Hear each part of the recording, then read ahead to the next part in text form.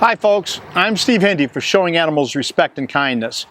We're on the road, which is no place to try to do a proper video, and I'm sorry to have to release another video about Will Potter at all, but we received new information that leaves us little choice. In his nearly 30-minute video posted on June 20, 2018, Mr. Potter claimed that he and his family were physically stalked, and Mr. Potter and the organization TED Talks strongly insinuated that Shark was behind the supposed stalking. In Shark's response video, I stated that these allegations are false and libelous, and now we have further evidence. In his video, Mr. Potter said this. And then people started showing up at my home and at my work.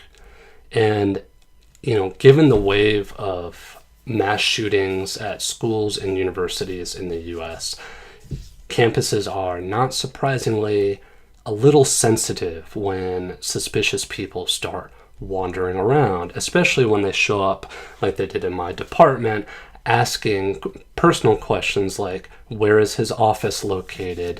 What time does he teach? Where does he teach? What classroom? Where does he park? All of this, raises some red flags and has to be reported to the university police.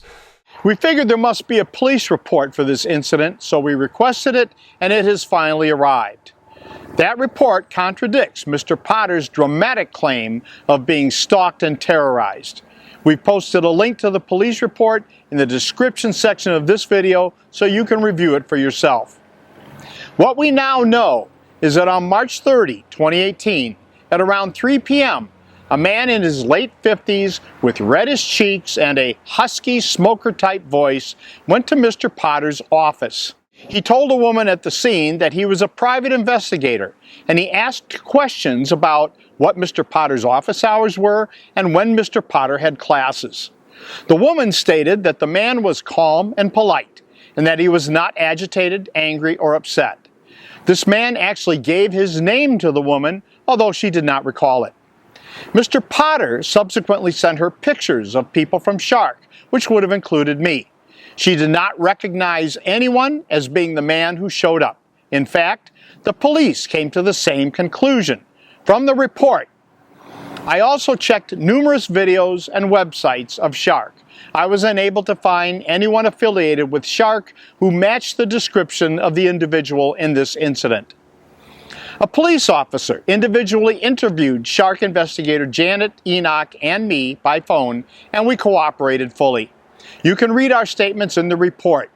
We assured the officer that we had nothing to do with whatever happened. When I spoke to the officer, I asked him, have you looked at the security cameras? Even one camera would have been sufficient to catch a glimpse of the mystery person, but there is apparently nothing to show. Mr. Potter said nothing in his video about the man identifying himself as being a private investigator. He said nothing about the man being calm and polite, or that he even gave his name. In his video, Mr. Potter calls the individual suspicious. But what's suspicious about him? Potter spun this apparently innocuous incident, which has no connection to me or my organization in any way, to be a sinister case of fear and harassment at the hands of Shark. When facts in the police report didn't fit Mr. Potter's desired narrative, they were simply deleted. This is the behavior of a con artist, not a journalist. Mr. Potter is particularly disingenuous when he says this. When all this stuff started happening, as you might imagine, my partner and I needed to gauge what level of a threat this was. We didn't want to freak out, but also want to take this seriously. So when police asked us if they could contact Hindy and try to find out if he was behind this, I didn't object. Of course, Mr. Potter didn't object to the police calling us. Mr. Potter set the cops up, manipulating them for his own purpose. Mr. Potter has made his reputation by supposedly standing against police authorities who go after activists. It is more than ironic that he has no problem misleading the police in an attempt to sic them on his critics.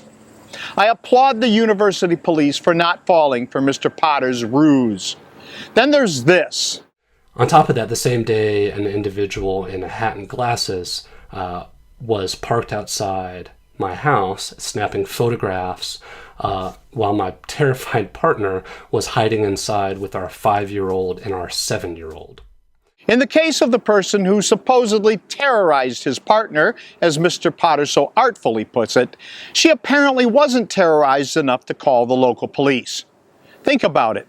The shadowy second person's big disguise is a hat and glasses. People tend to wear hats in Michigan in March because it's cold. As for the glasses, I guess the guy just wears glasses, and that's assuming that there really is a guy. Shark had nothing to do whatsoever with anyone inquiring about or scoping out Will Potter's work or living quarters. Here's a critical statement from the police report. Potter stated that he has told Shark previously to stop contacting him, but they continue to do so. You know, sometimes it's the little things that expose a liar. I want to make this crystal clear. Mr. Potter never sent any such email to me or anyone at Shark, and I now challenge him to prove this claim. To restate, this is from the police report. Potter stated that he has told Shark previously to stop contacting him, but that they continue to do so. I am here to tell the world that Mr. Potter can't provide any substance for this charge because he never made such a request. Of all of Will Potter's lies, this is the one that will stick with him like an anchor. Mr. Potter, show the world that you are not an outright liar by producing the message you sent telling anyone at Shark to stop contacting you. You are lying and you just snared yourself. I already stated in our first response video that I don't know or care about Mr. Potter's personal life. I don't care about his professional life. Shark and I do care about people who rip off well-meaning donors and deprive the animals of money raised supposedly for their benefit. We have exposed Will Potter for his Kickstarter campaign because he took in more than $75,000 on a promise to document abuses at factory farms. And more than 4 years later, he has, at best, a handful of wide-angle still photos to show for it. You could practically get that for free on Google Maps. In our first response video, I posted my email address so anyone could hold me accountable, whether they're from TED Talks, which put up a statement of support for Mr. Potter's false claims, or anyone else. I sent an email to TED Talks curator Chris Anderson demanding that the accusation from TED be taken down as we've discredited Mr. Potter's falsehoods. Neither Mr. Anderson or anyone else from TED has even responded. We're used to that kind of hit-and-run cowardice. Jesus, fucking asshole hit me! From rodeo thugs, pigeon shooters, and other animal abusers. Oh, fuck. To see that kind of behavior from TED Talks is most unfortunate, but it is what it is. TED curator Chris Anderson owes Shark an apology and retraction. That he's unwilling to do that, or question me, or make a challenge, says nothing about Shark, but it says a great deal about Mr. Anderson and TED Talks. Thinking people know the difference between factual evidence versus rumor and innuendo. Shark relies on factual evidence.